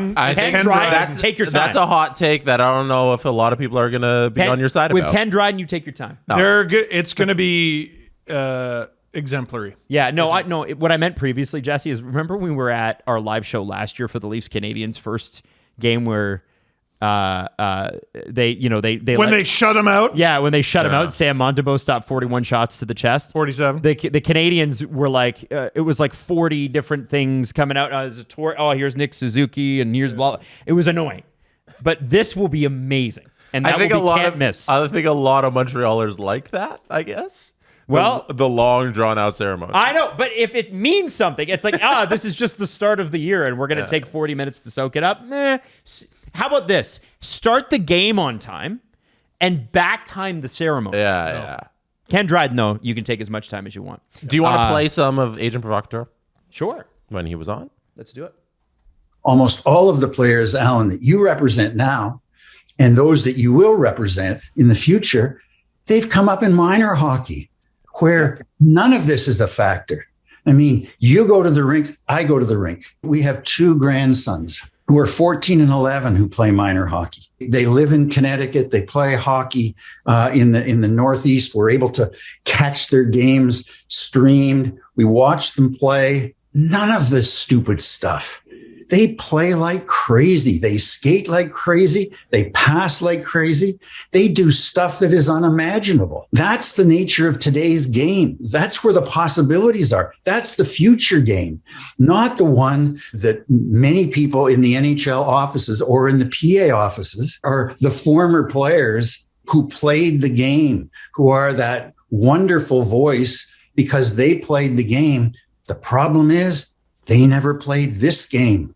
Almost all of the players, Alan, he's talking there about like the rough and fighting and that the headshot stuff, and how it just when you go to the rinks now, nobody's really doing that because skill's on display and it's so much better. Yes, Yeah, and it's funny because you do hear people go, "Oh yeah, all these guys coming up, all they do is watch YouTube highlight videos." I'm like, So instead of sitting in a room with a bunch of sweaty old guys going over game footage, they're at home from 7 years old watching YouTube game footage so that they can get better. No, I think that's a bad thing. And what's amazing about it is people are like, yeah, and if the NHL expands anymore, it's all of a sudden just going to suck. because there isn't enough skill coming up. I'm here to tell you there is more skill. The game's going that way, and I don't know. Ken was prescient in that. He was so brilliant. forward thinking on Yes. like, you don't need to go and out there and be like, I'm going to punch somebody in the face to win this game. Yeah. You can go and you can win Sometimes it you through do. scoring goals. Sometimes you do. If you want someone to talk about hockey like it's the love of their life, go and listen to Ken Dryden. Like some of the he speaks so beautifully. Like forget goalie Mount Rushmore. He's on the hockey Mount Rushmore of people. And Greatest accomplishment. people of all time. Yeah. Yeah. My favorite story with him is when he was on his break. So played for the Habs when he worked at a law firm. Alan was in the hospital as a 9-year-old, and he wrote to his hero, Ken Dryden, and Dryden responded and was like, "Don't worry, I'm coming back." Alan posted that this weekend, isn't He did. And if there was Twitter, he could have been like, "Oh, look at this letter I got." But there wasn't. Yeah. So anyway, go back and check that out. And Alan and I will be doing an episode this week where Alan's just going to tell Ken Dryden stories. Because he idolized Ken Dryden. This is I know. That was his favorite player. It's the reason Alan played goalie. Alan played goalie at McGill. So he's a pretty good player himself. And I think we'll have some great stories. I texted, when I was writing Hockey Rants and Raves, I texted Alan a question about Ken Dryden, and he called me for 45 minutes. Like, he just loves the man. Loves him. Absolutely. Can't say enough. This episode is brought to you by BetterHelp. Give online therapy a try at betterhelp.com/STP and get on your way to being your best self. And what do I always say this time of year? It's the beginning of the year. That's right, Jesse Blake. It's the new year. I thought it was going to be, "Hey, Steven, it's September." Well, it is September, but I always think, back to school, a lot of people back to work, we're back into the hockey thing. Right. This to me feels like the true new year. 100%. And if you want to get your new year started right, you don't need to wait till January 1st. How about giving therapy a shot? And let me ask you this, Jesse, Steve, give me one good thing that therapy has done for you. Go. Ooh, the ability to slow down. Yeah. I don't know, because sometimes things get a little quick in your head and you got to slow it down. Okay. Pull the emotion out of it, that sort of thing. Think logically. That's a better way of putting it. Is that right? Okay. All right. Jesse, what about yourself? It's really taught me how to deal with when a loved family member, like a pet, passes away, and it's the second one. I've already had experience with the first one. Oh, wait, that's not me. That's Steve Dangle. Wow. I cannot believe you. Actually, you should believe him. You should believe Actually, me. I 100% believe Therapy's it. good for Therapy that. does work. Talk about them about your dog. Are you going to be chatting that up? Let me Poor go, Iggy and Charlie. Brief go ahead. counseling. Let me go ahead and book an appointment. It's one of the things that BetterHelp is available for. 30,000 credentialed therapists in a wide range of specialties, including grief counseling. BetterHelp.com/STP. Get 10% off your first month. Again, it's BetterHelp, HELP.com/STP. So that's great. The other thing I want to mention, we talk about this being Joe Bowen's last year. In Montreal, Pierre, I hope I'm saying his last name right. It could be Pierre Hood or Hood. Julian always calls him Pierre Hood. Pierre Hood. I'm sorry, Julian, I can't pronounce French the way you can. He will be 50 years in broadcasting this year. Wow. And that's 3,500 hockey games. And he also does 600. He's done 600 F1 races for RDS. Holy Because cow. remember, Formula One's huge in Quebec. They obviously have the race in Montreal every year too. But it's fascinating because he's 68 years old, and Man. he's in, he's got, age is catching up with him. He's going through, he's got shingles right now, but still won't miss a game, still won't miss a call. Sucks. One of the things that I think is going to be very interesting that they're going to have to solve is with this new Rogers deal. Rogers not only owns the rights to English hockey in Canada, but they also own French. And Rogers as a company does not have much presence in Quebec. They've left that. It's a different, doing business in Quebec versus English Canada, it's a different world, different set of laws. We have common law here. They have coded law, which is based on Napoleonic code, right? It's just a different set of, it's the French law versus the English law. And so what's fascinating about the rights there is RDS and some of the other current rights holders have said, we can't make money. We can't even break even at what it might cost us to run games in French after 25-26. Now, if you're owning hockey rights in Canada, you are not making money off them anymore. They're considered, and you see this in the Jerry Jones documentary too, a lost leader. Jerry Jones in the NFL had a big part in Fox buying NFL rights in the 90s, and they paid such a high price for them. Everybody's like, well, wait a second, we can't afford this. And Rupert Murdoch's thing was, well, we don't care if we can't make money off this particular project, because we know as a fledgling network that owning NFL rights will allow us to legitimize us as a sports network and allow us to have more coverage in the States. And they went from say 60% coverage of the United States to 99% coverage as soon as they bought those rights, because that's kind of how it works. What's happening now is RDS and TVA are maybe priced out of this. And the question will become, what will take its place? And, people are like, well, the Habs should just start their own subscription network. Well, actually, Rogers owns the rights. So the Montreal Canadiens would have to buy or lease the rights from Rogers in order to do that. And I think they'll figure this out. It's not like we're going into 26-27 without a French language broadcast. But I do think it's worth mentioning that there seems to be some serious reluctance from the two major providers there to do that right now in terms of how prohibitive the cost will be. I'm pretty critical of Rogers, but I don't think they're that stupid. I think they'll figure that out. Yeah, I just think it's something on the radar we should mention, especially for our French Canadian fans too. Yeah, right? It's something to flag. Yeah, and I'm curious about how that's all going to go, because people are like, well, if Rogers owns all the rights, that means Amazon's out. And the reality is, Amazon Monday Night Hockey, although we have no announcement on what it'll be after next season or after this season, that is a leased night from Rogers already. They paid Rogers in order to have access to that. So, it's very possible that Amazon Monday Night Hockey continues beyond next season. And I think a lot of people hope that it will, because it's been a very, very different and good product. I like it. But I'm curious about what the French language thing is. I think that's going to be fascinating. They kind of talk about it here in the article. There's an article in the Montreal Gazette you should check out. But yeah, anyway, just worth mentioning, flagging. It's good to know. And I think with that, unless you guys, do you have anything else that you're dying to hit hockey wise? Because what I thought we could do is just ask a few more questions. We didn't get a lot of them last week. You know what I mean? Like a longer press conference. Press conference? Yeah. What do you think, Jesse, Steve? All right. Let's do it. The Presser. SDP. The Steve Dangle Press Conference. All right, this question comes from Hot Wings 97. Oh, yeah. They write, should teams play 2 to 3 times while in a city to cut down on travel and build rivalries like baseball? They should play series. They did that in COVID, and I liked it. Yeah. Yeah. I think they should. I don't really get why they don't. Hockey and basketball don't really do that. No. Yeah, you go on. Are they worried about people being disinterested in the second or third game? Is that potentially it? Like, if you got a really bad team and you're playing a really good team, and you're going to get your ass kicked 3 games in a row. Although if you have a really bad team, you're probably going to get your ass kicked 3 games in a row a lot. Doesn't matter who you play.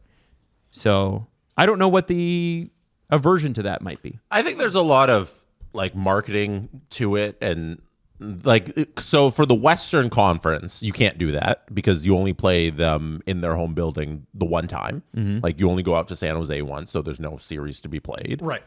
So it can only be done with your Western or your Eastern Conference teams.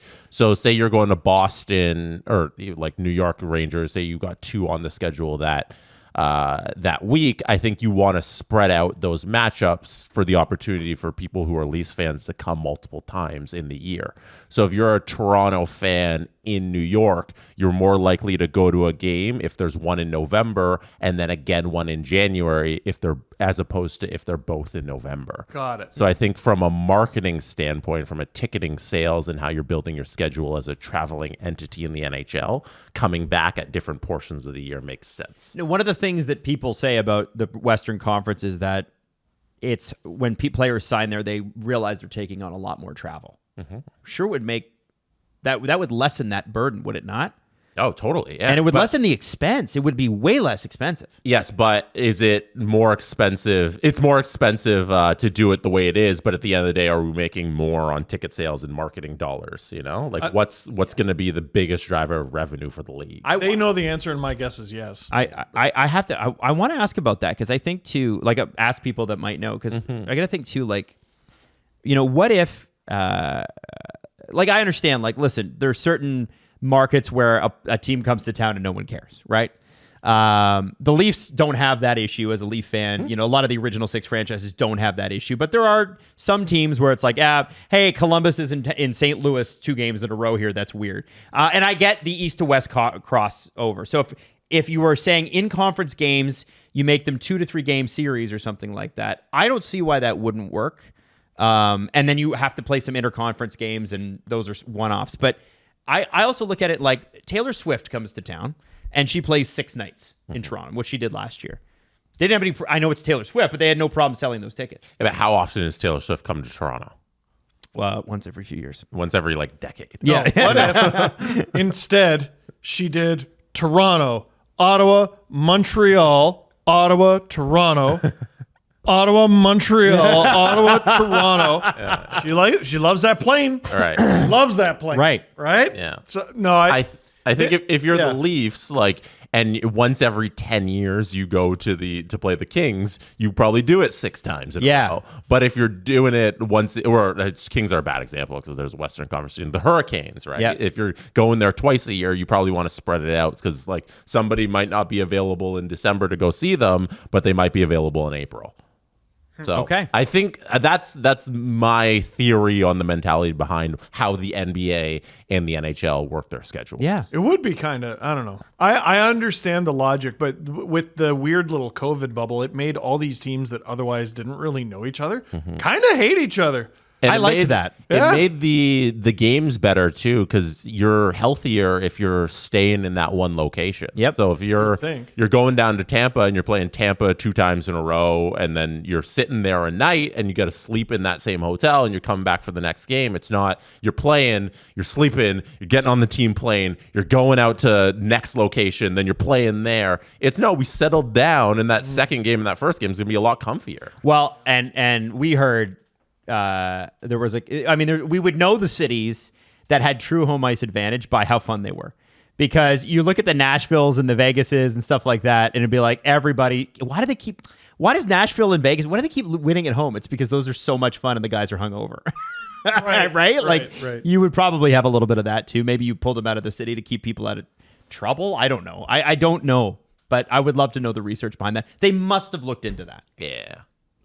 They must have. I think if you're rich, you could get into trouble anywhere. So I've heard through the grapevine that owners are pissed about the e-bug situation because it's basically in the new CBA, you have to fly a goalie with you, right? There's no more emergency backups. You're flying the goalie. There's no more David Ayres situation. So you have to fly the goalie. You have to pay them $100. You have to get $500. You have to give them a per diem. And the total cost to each team is going to be somewhere in the neighborhood of $100,000. So that's a total on the league, a new cost of $3.2 million a year, right? And so, and I remember the person that told me this, I was like, they care about that? Mm-hmm. And he's like, you bet your ass they care about that. So I'm like, because it's added $100,000 to every team's budget. Okay. So if they care about that, why don't they care about the insane cost of flying somebody around in and out in the same day? Do you know what I'm saying? I wish I could fart loud enough to create a new universe. I know it's insane, but apparently they're not happy about that. That's an ownership gripe. These are billionaires with a B. Yeah. And they're griping about one employee behind the scenes. Oh, get lost. Yeah. The world's smallest violin. Well, listen, I know that's why they haven't made it a public thing, but I know that, listen, they didn't get to be billionaires because they're well-balanced. Oh my God. Or reasonable. That's so ridiculous. So I just think that's fascinating because you probably could make a huge argument for saving a ton of money. Oh, with the travel. Yeah. Sorry, I thought you meant the e-bugs. No, with the travel. Well, why stop there? Just don't employ players. Just you sold the TV rights. Just air 2.5 hours of ice. Just the ice, the Zamboni going around. The flattest, coldest, nicest ice in the world. Oh, why, Steve? Why stop there? Why have ice? That's very expensive. I was going to say, why have a Zamboni? Why have just put a swimming pool in there? Yeah, just have a swim. But you got to heat those. Oh, Why stop there? Let's all just die. Let's all just die. I was going to say, let's all sit home in silence. Yeah. But then you got to have a home. Right. Let's all just friggin' die. Right. Which is what I'm sure all these billionaires eventually want. Yeah. I love how we took owners are a little miffed they have to pay to fly an e-bug around to why don't we all just die? it's keeping with the times, I think. Good question, though. Really good question. Yeah. Yeah. One thing I saw about the e-bug stuff is that it can be an employee of the team. So I could see a situation where equipment managers who have experience playing goaltender at a professional level, but not in the NHL, because I think there's an 80 game. I was going to say full circle. The Leafs can have Curtis McElhaney. No, that could not happen. Marc-Andre Fleury joked that he could be an e-bug now. That can't happen. But I think that's way better if they could, though. Yeah. Wouldn't it be way you'd better? get some sketchy stuff. If Marc-Andre Fleury could just go into the game for you, that'd be hilarious. It's not great money. The money's terrible. So I can see a situation where guys employ some equipment managers and that sort of stuff who are flying around with the team anyways. I'm trying to get around your solution about like the $100,000 cost. If they're coming on the road games, they'll also be registered as the e-bug. So then it doesn't actually cost you any more money. They'll be there anyway. So I can see that. Yeah. What if you're like AGM played a cup of coffee in the ECHL or something, So I can see that. So wait, 80 NHL games is the maximum? I believe that it is. I can check it again. Curtis Sanford played too much. How many? Not 144. Just over. Just over. Yeah. Son of a gun. Let me see. Might Jonas Enroth be available? No, he's probably over too. Yeah, you think so? Who do you need? So you can't be an NHL pensioner, is what you're telling me, because you have to play over 200 games to be. Yeah, I guess a pensioner. basically not. I'm trying to think of a name. Give me a name. UC Runas. Could UC Runas fill it? Could Justin Pogge, Oh wow. who is still playing, I believe? Yeah, probably could. So it's 80 professional hockey games. Oh, that's even worse. Yeah, it's even tighter. So Greg Wyshynski had the rules here on the e-bug criteria. Here's the NHL e-bug criteria under the new CBA. Teams must submit one designated e-bug 48 hours before the start of the season. 40 hours before the start of the season. I guess that's for the entire season. You submit one guy. Yeah. During season, 24 hours before a game. In order to be eligible to serve as a club's emergency goaltender replacement, an individual must not have played an NHL game under an NHL SPC, standard player contract, have played in more than 80 professional hockey games, have played professional hockey in the prior 3 seasons, have another current contractual obligation that would preclude the ability to serve as the club's emergency goaltender replacement, and be on the reserve list or restricted free agent list of an NHL club. So one game in the NHL, you can't do it. Why are they committed to the goalie must not be up to standard? Yeah, they got to I be. don't understand that. That's kind of stupid. Yeah. Like, here's what you could do. All you have to do is say, here's the max pay. Yeah. And you're going to get paid like $50,000 to do this. There's not going to be a lot of people who sign up for that. Yeah. But like, so what? Yeah. There will be people and why wouldn't you want the e-bug to be good? The point of taking the guy off the street out of it is because A, it's kind of dangerous, right? Very. These are NHL players. They're not messing around. B, the standard, in theory, although the David Ayers game was a whole different one, the standard would come down. Mm-hmm. Right? The rate of play is bad. Mm-hmm. You want to, like, fans are paying to see professionals. Mm-hmm. Why wouldn't you want a professional? I'm going to be real annoying about it. What's the cutoff for professional? Is ECHL professional? Yes. Is SPHL professional? I don't know what the rules are there. Southern Pro Hockey League? I don't know what they get. Like, I don't know. Are they paid? per diem or? That's professional. But like OHL players are paid. like a Yeah, but everybody knows that's amateur That's junior. hockey. That is amateur. Yeah. C? I don't think that's I think there's a very. I don't think C I is the think answer. there's a very clear distinction there, Steven. What You about know? C? Could a player from Jesse, are the you seeing yet? I guess I lost. could a player from the Aberdeen Lynx play for the Leafs? That is, I believe, Tier 3 Britain. Are they getting paid to play hockey? I don't, not a I lot. don't know if you have enough information to answer your own question. How little can you be paid where you get to go, come on? Like, okay, do you make less than $500 a week? I think that would fall under, come on. Like, you're Right, being right. paid, but are you? All right. No, you're not. This sounds like the perfect job for a university goalie. Like this is where Which we is all, what the e-bugs mostly were. Yeah. Here. Oh my god. Yeah. I don't know. So okay. yeah, if you're playing an NHL game, you can't be an e-bug, which is kind of sad. I think Adam, you're right that because the NFL had this problem a couple years ago in the playoffs where the 49ers had two of their quarterbacks go down, and you're only allowed to, they usually only roster two quarterbacks. So they're like, we don't have a quarterback to play. So now this season, you're allowed to have your practice squad quarterback, your third QB, on the sidelines in an emergency situation so that we don't have a situation where a team doesn't have a fucking quarterback. And I think you should just have that in the NHL too, where you can have a goalie who's like your practice squad goalie, but like he's a professional goalie. Yeah. And if he wants to hang around the team, if you want to give him a contract and elevate him to the roster, maybe he's not even good enough for your AHL team, but like maybe he's the third AHL goalie, but he sticks around with the NHL club. Right. And in case of an emergency, you can just put him on the ice. Which is what they do in the playoffs. Yes. They had everybody. it was Akimov, wasn't They it? can have everybody. Yeah. Because Yeah. there's no limit to the rosters. Right. Have Yeah, them all 'cause you know, sit in the press the box. black aces, right? And then if you need him, he can just go on the ice. Well, and I don't I feel like understand- that's how it should be in the NHL too. I don't understand why the NHL wouldn't take this opportunity because goaltending's such a weird position. Why wouldn't you take the opportunity to go, yeah, that the player actually has to be under contract with your AHL or ECHL franchise. And so if you have a guy like Akimov who's going to be splitting starts with Dennis Hildeby and some other goalie, because, you know, with the Marlies and most AHL teams, there's like 5 goalies, right? Why wouldn't you have them come on some road trips, learn a little bit at the NHL level, and potentially get better? That part, it's like, why don't we develop this person? Why stop there? So you're not allowed to have played an NHL game? Mm-hmm. So would is it Scott Foster?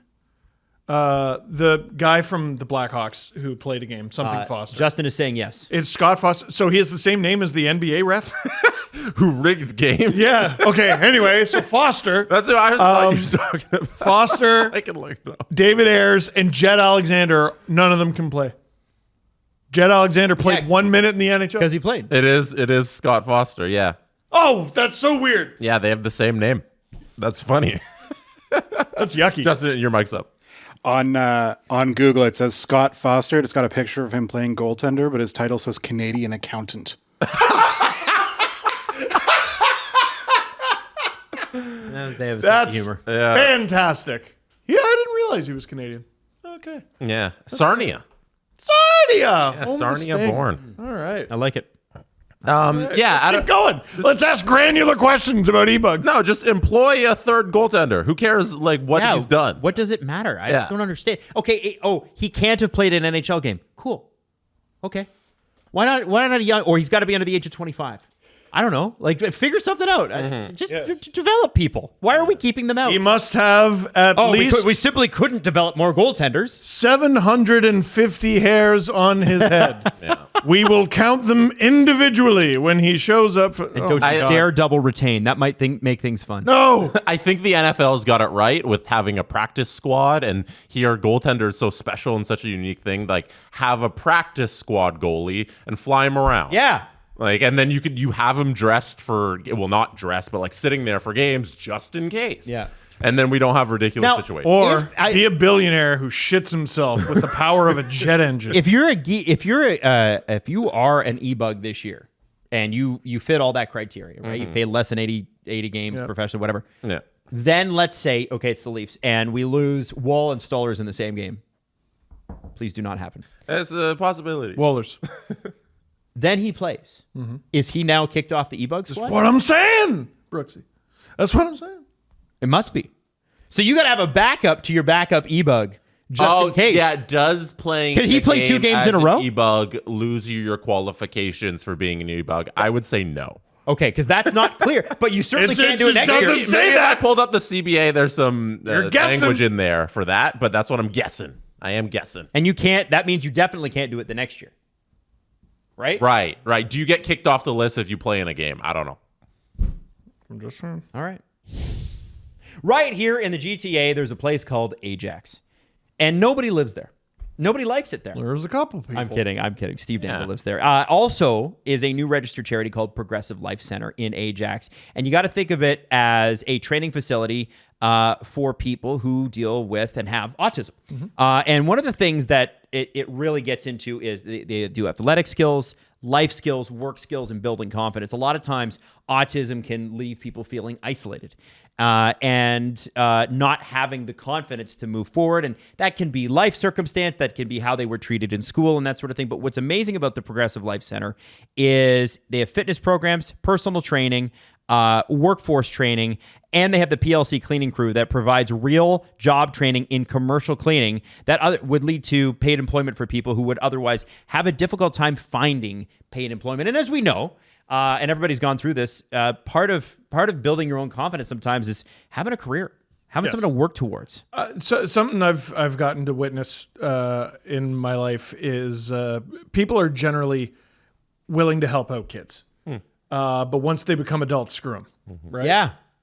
So I'm happy to work with a charity that's geared towards helping adults. Now, on Tuesday, September 16th, so that's next Tuesday, they're going to host a golf tournament, 18-hole shotgun format at the Wine Dance Golf Club in Uxbridge. You can sponsor a hole for as little as $500, register for $225, or register a foursome for $900. Contact info@progressivelifecenter.ca or visit progressivelifecenter.ca. Next question. This is from Cameron. Cameron writes, What does Steve? Yeah, that's a great bit.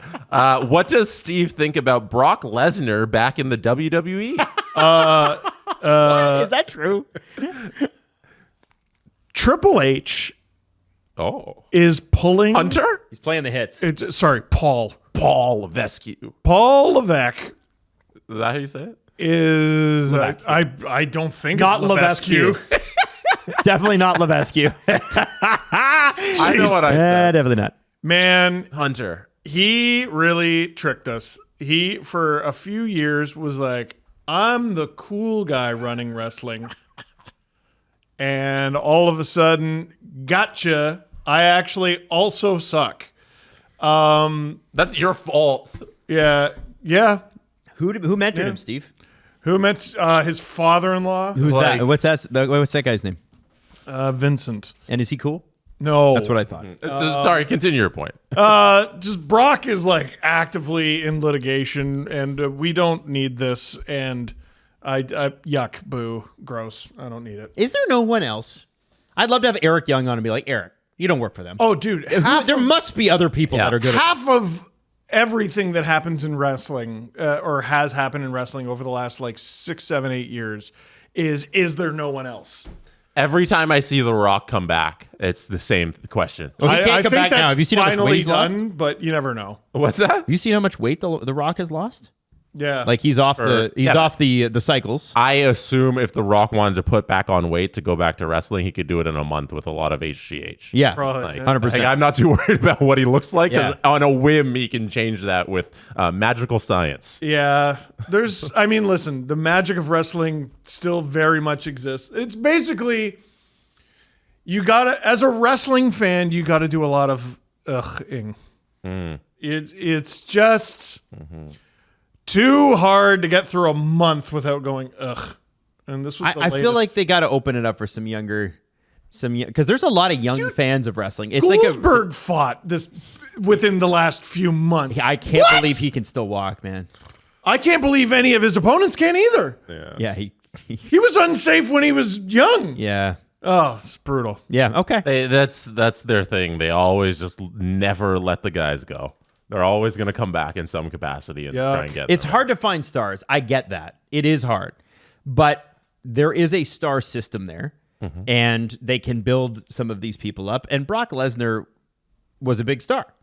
But like you can build other stars, can't you? Or maybe are the Netflix ratings sagging? Like are they struggling now that they're on Netflix? They can't be. I don't know, man. Justin, 2 questions. One, how is Japanese wrestling going? How's that scene Justin loves going? that. 2, what do you think about this issue? Japanese wrestling is always good, so Strong that's stuff. never changed.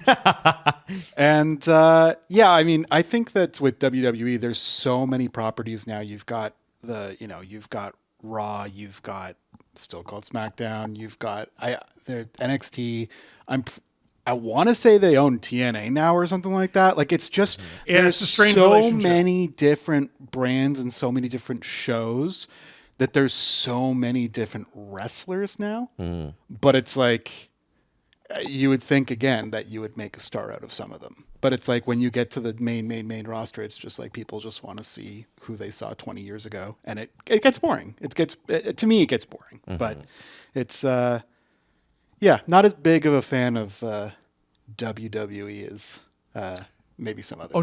New York? Yeah, not a big fan of Connecticut. Oh, Connecticut. Connecticut. Right. Sorry. Yeah, the yeah. Fed. The New York. Yeah, exactly. Fed. No, I look at like who's the last like truly big superstar they developed? It's probably Cody Rhodes, right? Like the latest one. Roman? Roman Roman Reigns. is probably the biggest. And But the I mean, audience rejected him for a long time. Cody was like he was Stardust, and then he went to Japan and he became big there as part of Bullet Club, and then he came over to AEW, and it was only after he blew up there that WWE was like, okay, you want to come back? Yeah, Main events. and he forced their hand with that by getting so big on his own and leaving and all that. But I look at him and I say, okay, you got all of this out of Cody Rhodes, but he's still a legacy brand. That's not a new name at all. That is a thing that existed. We know Rhodes. Like So we does know Roman that count? family. Does Roman So count? yeah, like they're so few and far between of actually somebody who's been developed from the pure wrestling standpoint if he doesn't have a name attached to him. Because I don't give Cody that entire credit. Like all of it's obviously him, but he's still nepotism in there. Like I know a lot of people. I was sort of getting out of wrestling a little bit when he was blowing up, but part of me is like, we're doing the John Cena farewell tour, eh? Like, I don't know. What do you mean? Like still, Yeah, he's still going, and he's fighting Logan Paul. There's nothing you can do. There's not a flippy dippy trick they could do that would make me mark out for John Cena and Logan Paul. No. What I would, my heart rate would not elevate in the slightest. I wouldn't change my face. I don't even sort of care. Like I don't know. It's and then Brock comes back. I'm like, oh fuck. All right. You know what's going to be a weird, interesting matchup of human beings? But the Mike Tyson Floyd Mayweather match. What are we doing? They Oh announced. boy. what are we I doing? saw that. I was like, what? I just Kids, save your money. Okay, serious question as a Like, guy who's holy never shit. watched this. I've never watched any of those boxing matches. And I know Jesse, you make a really good point every time you say, hey, you should, because it's a cultural moment. I love an event. yeah. Yeah. They're not actually like hitting each other. Are they? These two guys, no, this is all a show. Okay. Yeah. It was a show with Paul and Tyson, and it's going to be a show again. Okay. It's just, Okay. They're, yeah. Yeah, and that's okay. These are There's old nothing wrong with men that. putting on a show. It's like the same formula for WWE except for boxing, allegedly. Yeah, and just to be clear, I'm gonna skip this one. This isn't something I'm gonna Right. tune in even for a second to watch. I don't care. These days, you just see so much. Like the first time I saw the graphic of Tyson Mayweather, I'm like, okay, so that's fake. And then you find out it's not, and you're more disappointed. Yes. Yes. Yeah. But Jesse, you're going to watch this, aren't you? No, I just said You're not. Oh, just to okay, be you're not. clear, I'm gonna skip it. That You weren't was- listening. Sorry, no, I wasn't. I was trying to pull something up on it. See? I was No trying to pull one something. fucking cares. He doesn't even care, and he's on the show. No, that's an immediate skip. I don't need to see these two Geriatric. bad people, Yeah. old men, do their dance in the ring. That's a weird one. Yeah, okay. That one made me uncomfortable. Next All right. question? Or are we rolling? Last question here. This is from McLeafs in 2026. They Let's go. said, you can tell where this is going. They said, can Jesse stop saying that McDavid not having a contract shouldn't be a daily topic around media? Sorry, Uses- there's a lot of positives and negatives there. Can Jesse stop saying that McDavid not having a contract negative. shouldn't be a daily topic? I don't know what they're claiming you're What he's saying is he wants it to be McDavid not having a contract should be a topic in daily media. Yes. So You're saying it should be. No, I'm he's saying it should. it shouldn't. Shouldn't We be. shouldn't hammer it in every single day, and they have some examples here. Got So it. I'll start from the beginning. Can Jesse stop saying that McDavid not having a contract shouldn't be a daily topic? He uses Marner and Stamkos as examples. Neither of them were ever or will ever be the best player on the planet. It's not the same. This is LeBron in 2010, not Marner. It's potentially LeBron in 2010, but it isn't because we're not there yet. And I don't think, listen, man, here's the deal. You can talk about it and break it down and dissect every sentence. And by the way, I have seen this weekend, Oilers fans turning on McDavid for not signing yet, which is nuts. Just a couple. I'm not saying it's the fan base. You can find fans doing anything, but it's notable. You can find anyone Because anywhere. there is a little bit of like, hey, man, can you fucking sign it? Shut up and let's go win a cup. But Jesse, is it fair to say that it isn't every day interesting, right? Like it's interesting in pieces, and we did a whole week on it last week. But it's not like what do we say now? He's done 2 interviews. He did a press scrum last week. All right. Unless Judd Moldaver does a 1-hour interview on the 100% Hockey Podcast, I don't know what else there is to say. That'd be right crazy now. if an agent It'd be did sick. that. It'd be so crazy if an agent did that. Because like maybe I have it wrong. Like maybe there is enough McDavid to wherever interest that you could do it daily, but I don't know if that's the way you want to go with the content. Like we could do daily, like should McDavid sign with the Leafs and then the Habs and then the Sharks and then the Lightning. We could do that every single day. 30 days but of McDavid. I don't know if there is like enough interest like from people like McLeafs in 2026 where we could I think do there that. is. He made his whole Then maybe identity. I'm wrong. I'm wrong. One thing that is very annoying, and this applies to McDavid and it applies to Marner, is McDavid will speak on something and he'll have a quote and it'll be new words from the last time. And then Jeff Jackson, the president of the Oilers, will say something about it and there will be new words. And then people go, why is everyone talking about the new words that the best player on earth and the team president said? What? Why is everyone talking about Marner? Because his agent and the guy himself spoke. Real easy question to answer. Or my favorite one is, why can you guys stop asking about this? What do you mean? Can you stop asking McDavid about his? What are you talking about?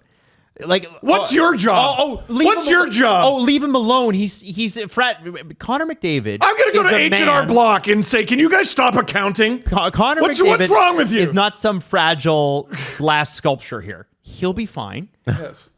If he doesn't want to answer questions about it anymore, and he said in the interviews, both of them, I realize I'm gonna have to answer questions about this. He said it. I want the team focused, but I realize that there's some questions that are going to be associated with this. The path is to cry and shit your The thought is that like the people who jump in and are like, don't worry, I'll save this athlete from their own contract. Like, what are we talking about? Yeah, they're contractually obligated to talk to the media. I don't think you have to defend them from talking to the media. But part of their Jesse, paycheck. why would Yeah. you ask him about it? They are being paid $10 million plus a season to answer a couple questions for like a minute in a scrum. Hey, By Jess, the end what- of his career, he's going to make like $250 million American. Yeah, you don't need to. But he'd jump give in it front all of away that if he bull. would just But stop you- asking him about it. But you know what's missing from his life? You. Hey, Jess. You and your defense. Jess, what do you think when you go to Leafs camp and they scrum with Anthony Stolarz for the first time, right? Okay. You know, and that's where everybody's mic's in front of his face. Yes. What do you think the first or second question is going to be? His contract situation. Right. And the other question is going to be his health. Why? Is the other question going Yeah, to be is his how health? you feeling after last year and all Yeah. that. Yeah. First or second is going to be health. The other first or second is going to be contract. No. Why? Because that's the most important thing going on with the narrative around Anthony Stolarz. Do you think Anthony Stolarz Is he going to survive that? Yes, he will. No, just stick to hockey. What's your favorite kind of puck to stop? Black ones. Wrist shots. What is the most fun kind of save to make? Is it blocker, glove, or something else? And Steve, can you ask that several different times over the following weeks too? Okay. Out of low glove and blocker, which one do you enjoy the most? Right. Or you get wacky. You're like, hey, do you wish the ice was a different color? Whoa. Hey, Like the NBA. your name is Anthony. That's Did your parents have like any other names picked out, or? Oh shit! I didn't mean to hit his. I hit him in the teeth. In the teeth, and they're fake teeth. They can crack easily. I'm sorry. I'm trying to do the Bill Hader thing. That's all good. Yeah, all right. What's the haps? Yeah, but that's the point. That's so the point. where are we landing on this? Well, question? listen, unless there's so here's the thing. It isn't interesting every day. No, It's a story every it's day. not interesting literally today. Today, it's not that interesting. If it's a month from now, we're like, hey, we haven't heard anything about that Connor McDavid thing, and they're already playing games. That's kind of interesting. Do we have any updates on that? But like, trust me, these players will be okay. I know Mark Masters is scary, but Mark Masters and that big evil media core of the Toronto Maple Leafs, which includes evil Jesse Blake. yes. I think that he'll be fine. He'll just say no update on that one. Okay. But is it a story that What do you want we me need to say to now? keep coming back to? Well, what could we say now? Like that. This is the thing. When you're putting a show together, and I don't fault people for not knowing this. My question is always: there's news stories that pop up, and I'm like, okay, so what though? Yes, this happened. Right. But what are we going to do with this? Where's the conversation? So we talked the McDavid thing a lot last week, and we had some great pieces in there from David Staples and from Ryan Rashog and from Mark Spector, and we had some Toronto opinions, and we had Chris Johnson talking about it on the CJ show, and McDavid talked several times. Yes. What else is there to say right now? At this very What moment. if? Oh, but it could. Yo, man, straight up, like, we don't have rights to hockey games, so we can't really force people to watch our product. Our job is to be as interesting as possible. I can't give you something today about Connor McDavid that's more interesting than what we had last week, or that changes the story in any way. Also, do yourself a favor. Every time you see a McDavid clip, okay, it's so boring. It's the most boring piece of shit ever. He's a pretty good interview, though. I don't Yeah. Oh yeah. No. I'm not calling him boring. I'm just saying the news is boring. Boring. This is so boring, and I hate this boring. But go and look at the view count. Go and look at the comments. Is yours one of them? That's why it's still in your algo there, buddy. I've been dealing with this ever since he was a rookie at Sportsnet, because Sportsnet would do so many videos. It was basically McDavid Watch when he was a rookie. And the comments were almost exclusively, who gives a shit? And the view counter would indicate everyone. Yeah. Who gives a shit? Everyone. We went with that all spring. Every single time there was a Marner video posted, it was the number one thing we did. And then the number one comment is no one cares. 2 things cannot be true. You'll be blown away by this. People really care. People really care, and your comment isn't indicative of the 99% of people who just watched it and then didn't leave the comment that no one cares. And by commenting, you've proven you care. Yes. That's proof positive. If you commented on this, you care enough to comment, which means you care. Also, Sorry. it being number one proves that everybody cares. So I hope that answers Mick Leaf's question, because I wasn't taking shots at Mick Leaf there. I was just saying, I just don't think there's anything interesting today to add to that story to build on what we've already done. Is that fair? Sure. But there could be Wednesday. But that's listen, unless the media take seriously Connor McDavid's feelings about talking about the contract that he hasn't signed, and never ask him about it again. And then July 1st, we haven't heard a single thing. And then he goes, here's what I've done. Jesse, when's the show going to be posted? This afternoon at like 5. He's signing today. He's signing at 4:30. Damn it. All right, so coming this week, top 5 destinations for Connor McDavid. Let's do it. Why not?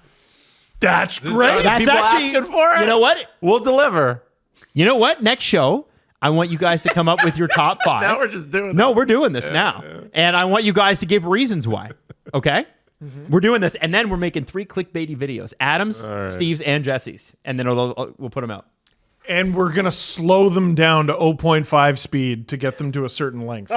to get them to 8 minutes, I think? Yeah. It's 8 minutes. Okay. Yeah.